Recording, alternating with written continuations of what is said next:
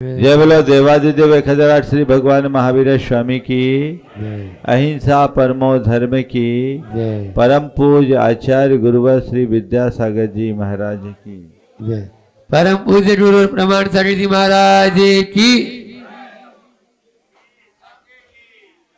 तुम सम मैं समता धरूं, पार्श्वनाथ भगवान सहज शांत निर्भय बनो, ऐसा दो वरदान। पार्श्वनाथ भगवान का संपूर्ण जीवन चरित्र हम सबके लिए एक बहुत बड़ी प्रेरणा है। पार्श्वनाथ भगवान को हम पूछते हैं और ऐसी धारणा है कि पार्श्वनाथ भगवान विघ्नों के हरता है,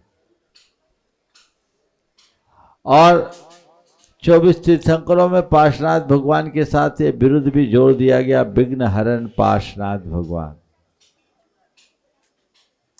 मेरा मानना है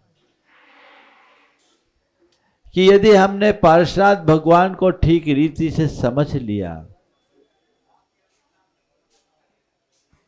तो हमें लगेगा कि पार्श्वनाथ भगवान को जिसने आत्मसात कर लिया वो विघ्न से ही ऊपर उठ जाएगा। पार्श्वनाथ भगवान कहते हैं तो विघ्न हरण की प्रार्थना करता है तो सच्चे में अपने आप को जान तो विघ्न मुक्त है, उसे तो पहचान। तेरे लिए विघ्न है कहां? तू क्या है, तू कौन है, तू कैसा है, तेरा स्वरूप क्या है, इसे तो जान।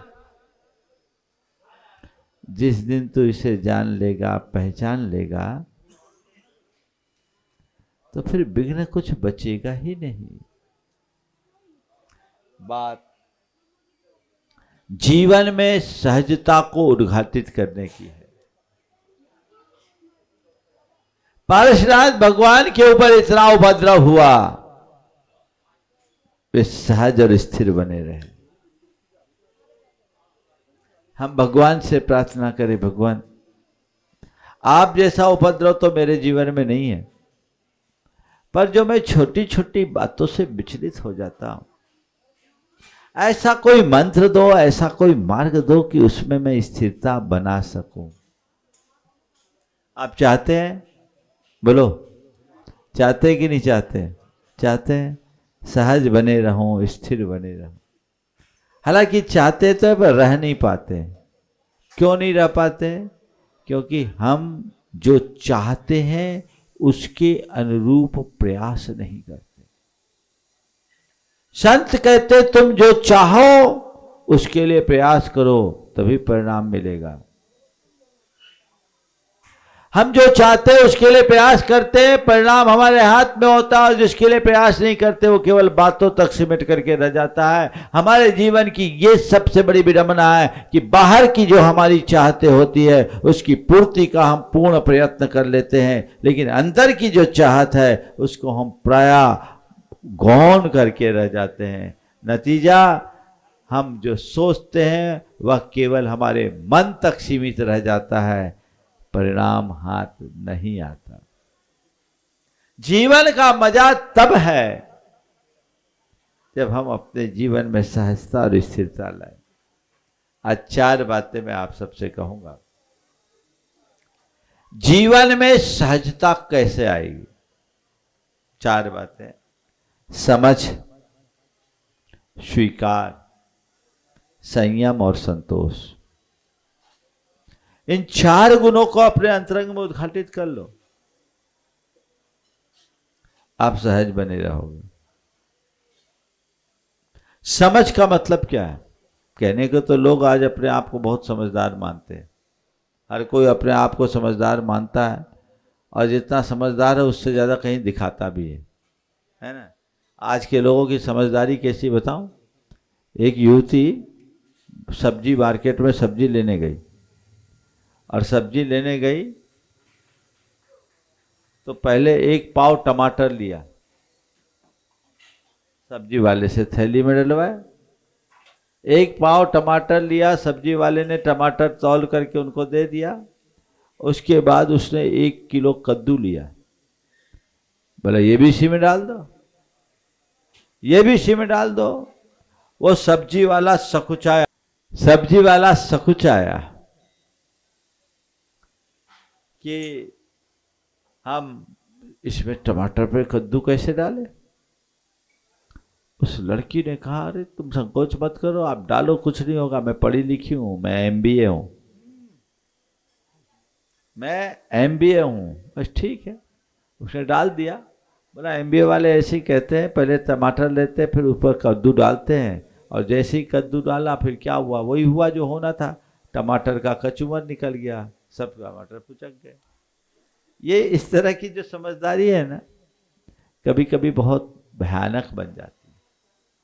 संत कहते जीवन को समझिए, जीवन की व्यवस्था को समझिए, जीवन का विज्ञान जानिए। बोलिए, जहां हम चीजों को समझ लेते हैं वहां हम बहुत सहज होते हैं, और जहां हम चीजों को नहीं समझ पाते वहां हमको बहुत तकलीफ होती है। अभी आप सब लोग यहां आराम से बैठे हैं, जमीन पे ही बैठे हैं ना, आपको कोई तकलीफ हो रही है? क्यों? आपने ये बात समझ रखा है कि ये यहाँ का सिस्टम है। गुरु के पास जब बैठा जाता है तो ये सब चीजें नहीं होती, ये यहाँ का सिस्टम है, इसको आप समझते हैं इसलिए आप बैठ गए। और जिसको इसके सिस्टम का पता नहीं वो क्या स्वीकार करेगा इसको? बहुत सारी ऐसी चीजें होती है जो मन के विरुद्ध होती है, लेकिन फिर भी अगर आप उसके सिस्टम को समझ लेते हैं तो आप उसे आराम से स्वीकार करते हैं। चलो ये ठीक है, वहां आप बिल्कुल सहज बने रहते हैं।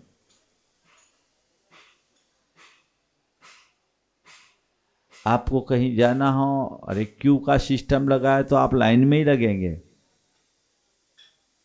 क्यों? ये सिस्टम है। वहां आप असहज कब होंगे? जब किसी को लाइन से और किसी को बैकडोर से दे दिया जाए।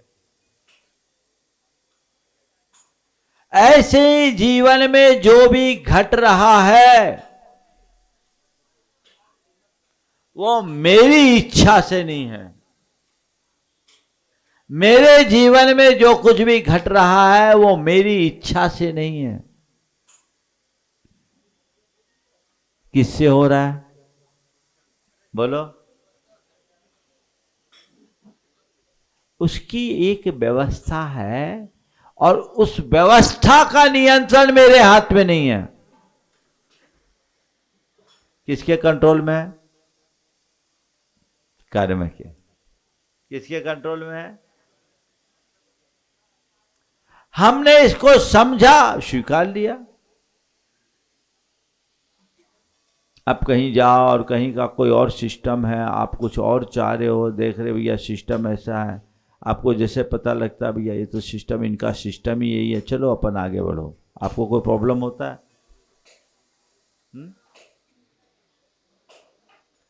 जब आप सिस्टम को समझते हैं, जानते हैं, तो वो तुरंत स्वीकार हो जाता है, और जब चीजें स्वीकार हो जाती है तो जीवन में सहजता आ जाती है। संत कहते हैं लोक में जहां भी तुम सिस्टम को समझते हो सब कुछ ठीक होता है। जिस दिन तुम भीतर के सिस्टम को समझ लोगे तुम्हारा जीवन सहज बना रहे।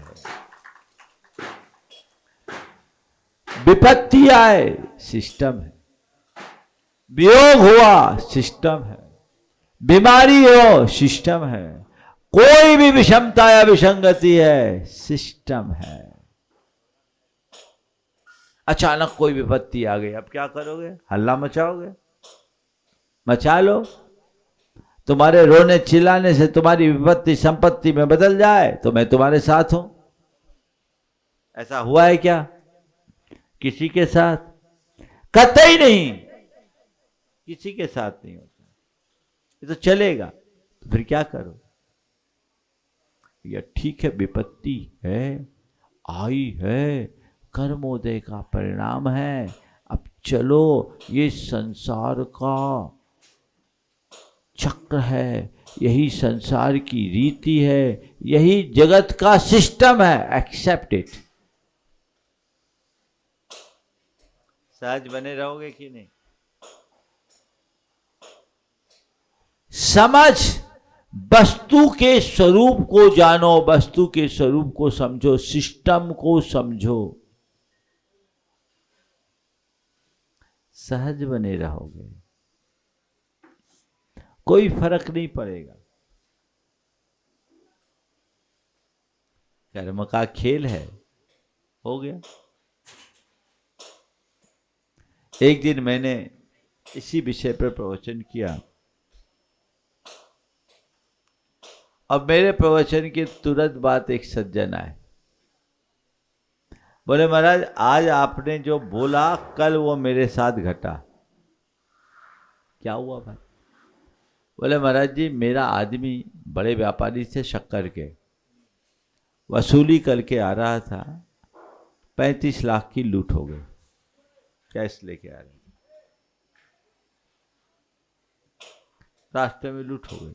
बोले महाराज ये मैसेज पूरा आया, सुना, और 10 मिनट बाद मेरे एक बेटे का फोन आया, स्थान का नाम नहीं बोल रहा हूँ, फोन आया, बोला पापा पिछले 6 महीने से जो डील अटकी हुई थी आज पूरी हो गई, जमीन का सौदा हो गया, 1 करोड़ का प्रॉफिट है।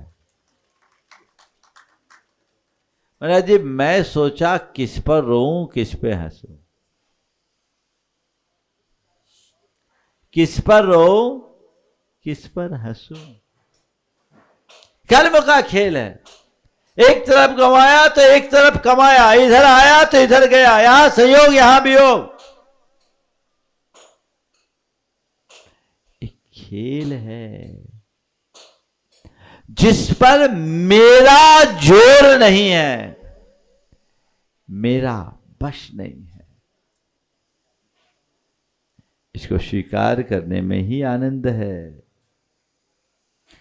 तो जो समझ को साथ लेकर जीता है वो हर पल मजे में रहता है, और जो इस व्यवस्था की समझ को भूल जाता है वो हर पल पस्त होता है। मजे में रहो, मस्त होकर जियो, कर्मोदय से विचलित मत हो। कर्म कब कैसा किसको खेल खिला दे कौन जानता। महापुरुषों के जीवन में भी हुआ, खेल है, खिलाएगा, कुछ भी होगा, रोने धोने से कुछ हासिल होने वाला तो नहीं है ना। चक्र है, चल रहा है, जैसा चलेगा वैसा चलेगा, इससे विचलित होने में कोई लाभ नहीं है।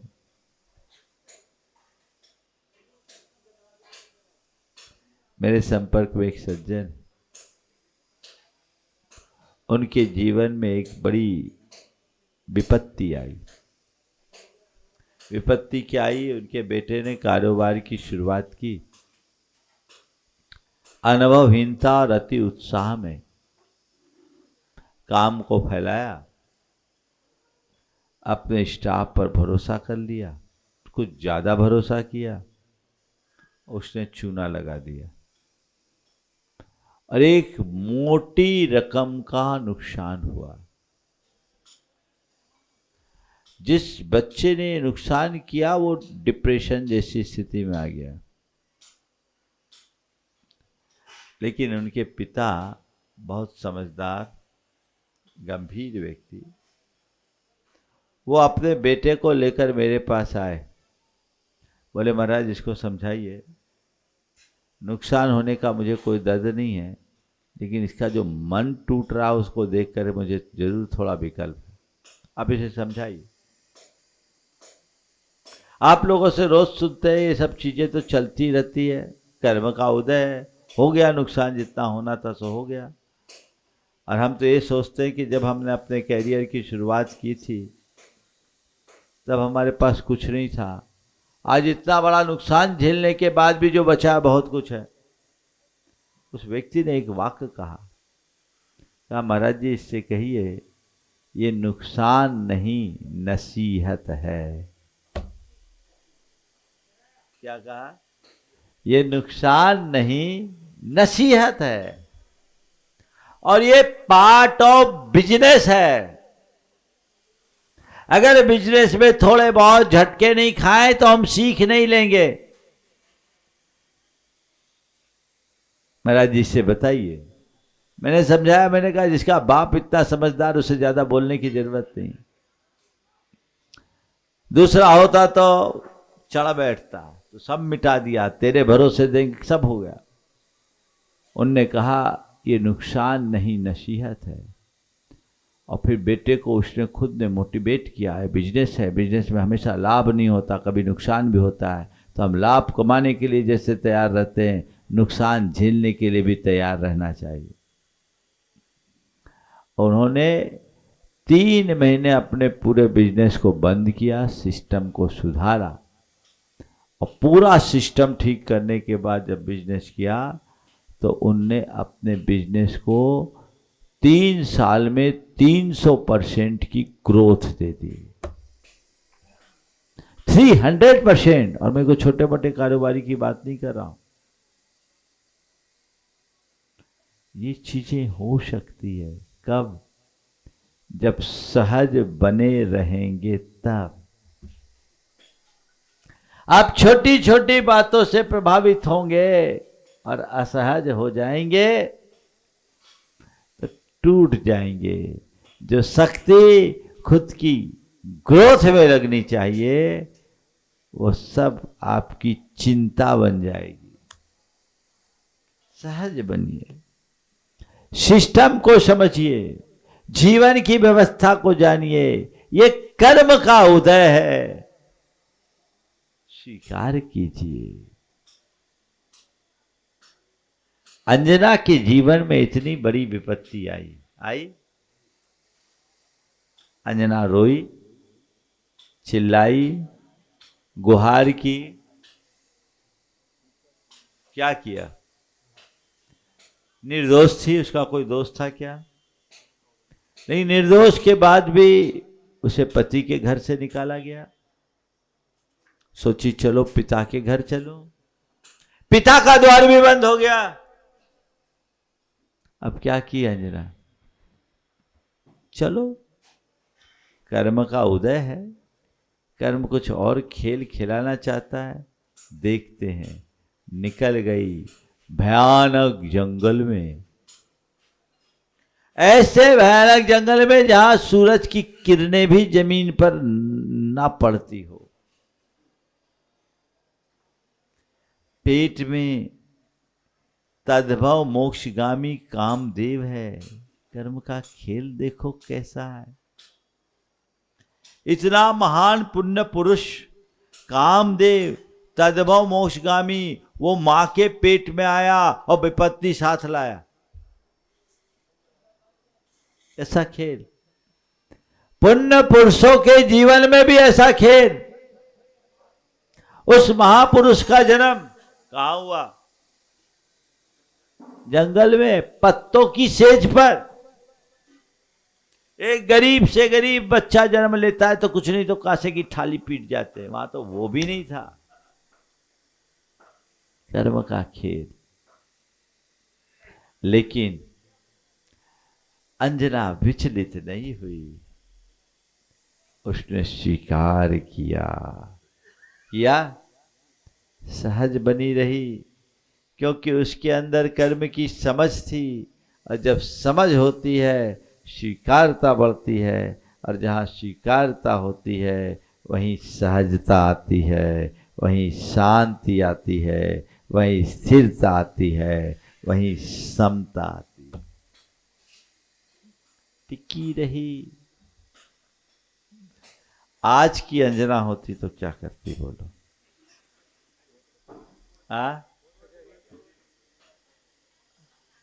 सबसे पहले कोई वकील से कंसल्ट करते, है ना?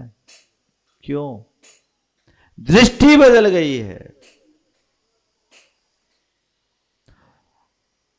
जो तत्व व्यवस्था को जानता है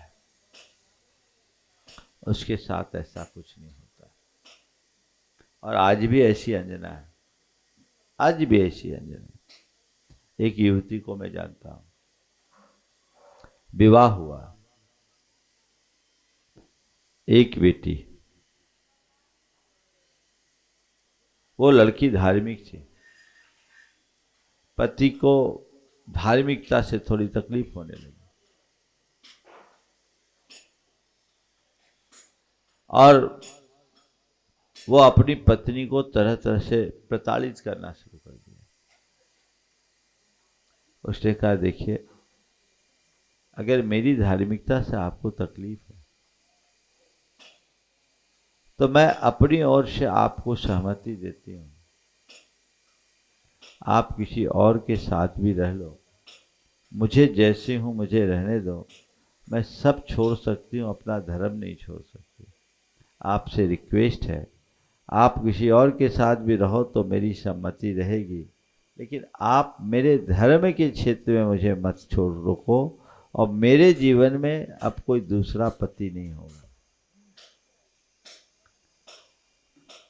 पति ने, उसके मन में तो था ही, चाहता भी नहीं था, उसको छोड़ने का प्रस्ताव रखा।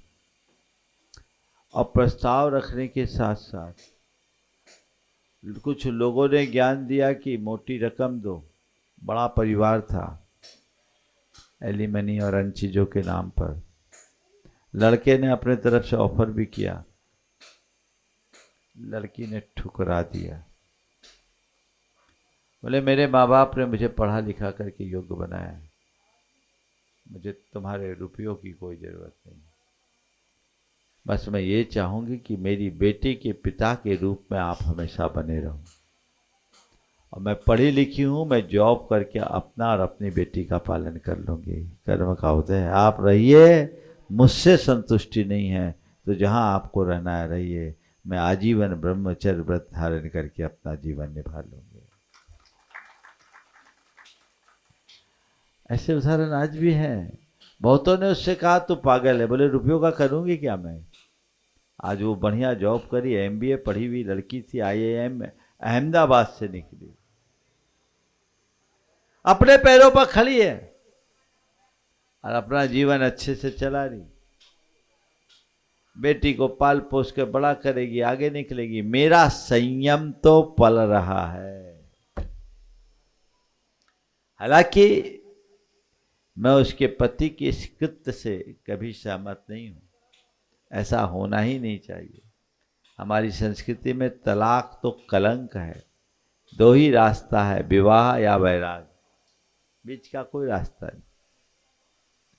लेकिन आजकल ये चीजें आम होने लगी। ऐसी स्थितियां निर्मित ना हो, ऐसा वातावरण बनाना चाहिए, पर जीवन में कभी ऐसे कोई झटके आ जाए तो उसमें स्थिरता रखनी चाहिए। असहज मत होइए, उससे जो आपकी प्रतिक्रियाएं होती है वो आपको अंदर से कमजोर बनाती है। ये दृष्टिकोण हमेशा होना चाहिए, सहज और स्वीकार। गुरुदेव का एक हाइकू है, किसको तजूं भजूं, किसको भजूं, किसे सबका साक्षी हो जाऊं। किसको हम तजे, किसको भजे, ये तो संसार है। आज जिसे हम इष्ट मानते कल वो अनिष्ट हो जाएगा, आज जो अनिष्ट दिख रहा है कल वो इष्ट हो जाएगा। कर्म का खेल है, कब कर्म कैसा खेल खिला दे कोई नहीं जानता।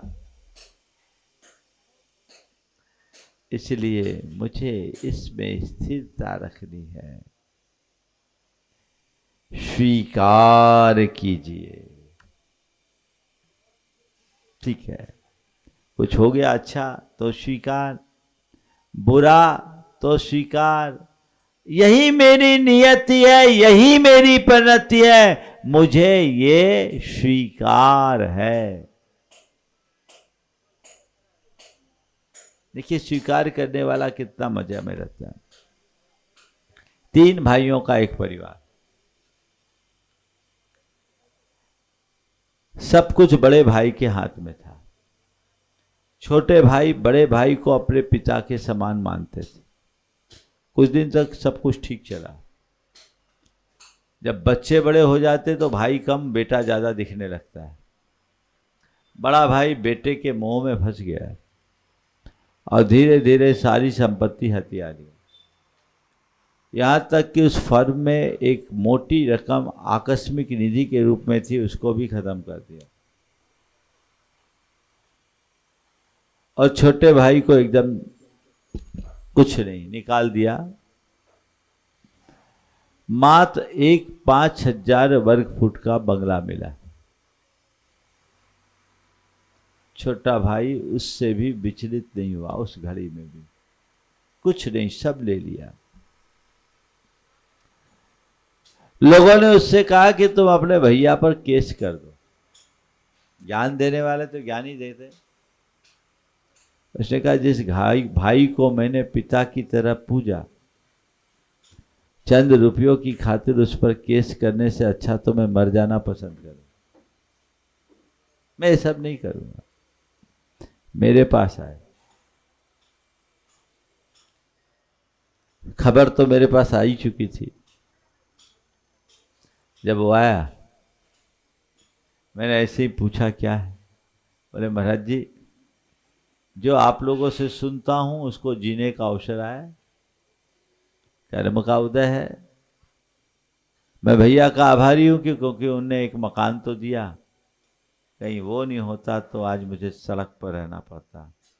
महाराज आशीर्वाद दीजिए, मैं आज फिर से नई गिनती शुरू करने जा रहा हूं और फिर आप लोगों का आशीर्वाद होगा, ठीक हो जाएगा। और मैं इतना ही जानता हूं, जो मेरे नसीब में है कोई छीन नहीं सकता, और जो मेरा है वो कहीं जा भी नहीं सकता। वो उस स्थिति में सहज रहा, बोला मैं इसको स्वीकार करता हूं, जो है सो है। उस आदमी में हुनर तो जबरदस्त था। उसके कुछ मित्र उसके साथ आए और एक कंपनी बनाई, रियल एस्टेट की एक कंपनी खड़ी की। ये घटना 2002 के आसपास की है। और उसके बाद रियल एस्टेट में जो बूम उठा, वो आदमी करोड़ों का साम्राज्य खड़ा कर दिया। यदि वो अपनी शक्ति को अपने भाई से लड़ने में खपाता तो आज भी लड़ता ही रहता। उसने अपनी पूरी ताकत अपनी लाइन को लंबी करने में लगाई, आज साम्राज्य खड़ा कर दिया। मैं आप सबसे भी यही कहना चाहता हूं, जीवन में कुछ भी अघट घटे स्वीकार करो। अगर उसके प्रतिकार की संभावना देखो, लेकिन आकुलता मत करो। तीसरी बात, संयम रखो। उस समय भावनाओं के बहाव में मत आओ। बहुत जल्दी मनुष्य भावनात्मक रूप से उद्विग्न हो जाता है। जब कभी ऐसी कोई बात आती है तो एकदम मन खिन्न हो जाता है, उद्वेग उत्पन्न हो जाता है, अस्थिरता आ जाती है, पर खीज, क्षोभ, गुस्सा प्रकट हो जाता है, या कभी कभी दूसरे तरह की नकारात्मक भावनाएं प्रकट हो जाती है। यदि उस घड़ी में अपने मन पर अंकुश रखना सीख ले, भावनात्मक अनुशासन प्रकट करना सीख ले, तो आप विषमतम स्थिति में भी सहज रह सकते हो। मैं आपसे एक सवाल करता हूं, अगर कोई आपको डांट पिलाए उस समय आपकी क्या परिणति होगी? बोलो। कोई डांटे आपको और बहुत तेजी से झाड़े, उस समय आपके मन में क्या होगा? ईमानदारी से बोलो। हाँ, क्षमता आ जाएगी? तो फिर तो ट्रायल लेना पड़ेगा। गुस्सा आएगा ना, अमूमन गुस्सा आएगा। अगर कोई डांट रहा है तो आप अपने आप को सहज नहीं रख पाओगे, गुस्सा आएगा। आएगा कि नहीं आएगा? लेकिन यही डांट यदि आपका बॉस आपको लगाए तो वहां समता रखोगे? क्यों? वहां संयम है भैया, बॉस है, इसका काम ही है डांटना। अब हमको झेलना पड़ेगा, नौकरी करनी है, कैरियर का सवाल है। यहाँ यदि रिएक्ट करूँगा तो सब मामला बिगड़ जाएगा। वो डांट रहा है और आप अपनी गर्दन नीची, जी सर सर सर सर, क्या हो रहा है? विनम्रता की प्रतिमूर्ति बन गए हो। कहाँ से आ गया ये सब? ये किसका परिणाम है? संयम आया ना आपके अंदर? संयम कैसे आया? जब मनुष्य के अंदर अपने हित अहित के विवेक का विवेक जागृत होता है, वहीं संयम आ जाता है। और जहाँ संयम होता है वहाँ हम सहज बने रहते हैं। सहजता को अपनाना है, संयम भाव जगाइए। हिताहित का विवेक होना चाहिए, संयम भाव अंतरंग में आ जाएगा। फिर ज्यादा कुछ कहने और करने की आवश्यकता और अपेक्षा नहीं रहेगी। आप कई जगह ऐसा रख लेते हैं, तो यही जो एक जगह रखी वही सब जगह रखो। मैं तो आपको बोलता हूं, बॉस को देखकर जैसे आप चीजों को स्वीकारते हैं, त्रिलोकीनाथ जो संसार के सबसे बड़े बॉस हैं उनको ध्यान में रखो, अपने आप सहज रहोगे। उनको क्यों भूल जाते? अपना विवेक जागृत रखिए, स्वीकारता का भाव आएगा, संयम रखोगे, जीवन आगे बढ़ेगा। आजकल आप लोगों को जो मैनेजमेंट सिखाने वाले लोग हैं, ये बोलते ना इमोशंस पर बैलेंस रखो, कंट्रोल करो, रिएक्शन कम से कम करना है, नेगेटिव रिएक्शन नहीं करना है, सिखाया जाता है ना। यही तो हमारा धर्म सिखाता है। सहज रहो, चीजें आ जाएगी, सब कुछ अपने आप बेहतर हो जाएगा। हमें ज्यादा कुछ कहने और करने की आवश्यकता नहीं पड़ेगी। चौथी बात, संतोष। कोई भी कार्य करो, परिणाम को लेकर संतोष करो। कार्य कीजिए, पूरी ताकत से कीजिए, परिणाम अनुकूल आ भी सकता है और कई बार परिणाम नहीं भी आता है। अपेक्षित परिणाम आ जाए तो भी ठीक और ना आए तो भी ठीक, हाय तौबा नहीं करना। अरे क्या करे, भाग साथ नहीं दिया, मेरा तो बिल्कुल लक ही खराब है, या अरे क्या करे, हमने किया, उसने मेरे साथ पार्शियलिटी कर ली, उसने मुझे धोखा दे दिया, उसके कारण ऐसा हो गया। या तो आप भाग्य को कोसते हो, या परिस्थितियों को कोसते हो, या लोगों को कोसते हो और अपने आप को दुखी बनाते हो। मन में असंतोष उत्पन्न होता है, आकुलता बढ़ते जाती है। भैया अब किसी को कोस के क्या करना है? जो होना है सो हो गया, आगे के लिए सोचो। अगर मन में संतोष है तो शांति है, और असंतोष है तो सिवाय अशांति के कुछ भी नहीं है। अपने मन में जो भी करो, परिणाम को लेकर संतुष्ट रहो। अक्सर आप लोग असहज इसलिए होते हो कि आप अपना कार्य तो करते हो, उसके रिजल्ट से खुश नहीं रहते। हमेशा एक बात ध्यान रखें, प्रयत्न मेरे हाथ में है, परिणाम नहीं। एफर्ट मेरा हो सकता है, रिजल्ट नहीं। उसे एक्सेप्ट करो और उसमें संतोष रखो। यदि उस घड़ी हम थोड़ा धैर्य रखेंगे तो अपना जीवन अपने आप अच्छा बनाने में हम समर्थ हो जाएंगे। अपने जीवन की दिशा को हम नियंत्रित कर पाएंगे, संतुलित कर पाएंगे, अपना जीवन बेहतर बनाने में समर्थ हो जाएंगे। प्रयास कीजिए। तो आज बात सहजता की है। हम समझ के साथ, स्वीकारता के साथ, संयम और संतोष को अपने जीवन का आदर्श बना करके चले, हर पल आनंद आएगा। अगर उसे अपना लेते हैं तो हमारे जीवन में केवल आनंद ही आनंद है, और उससे विमुख होते हैं तो केवल और केवल आकुलता और अशांति। सब चीज में संभाव हो तो पुनः उस दोहे को दोहराऊंगा, तुम सम मैं समता धरूं, पार्श्वनाथ भगवान, सहज शांत निर्भय बनूं, ऐसा दो वरदान। ये वरदान हम सबके जीवन में आना चाहिए।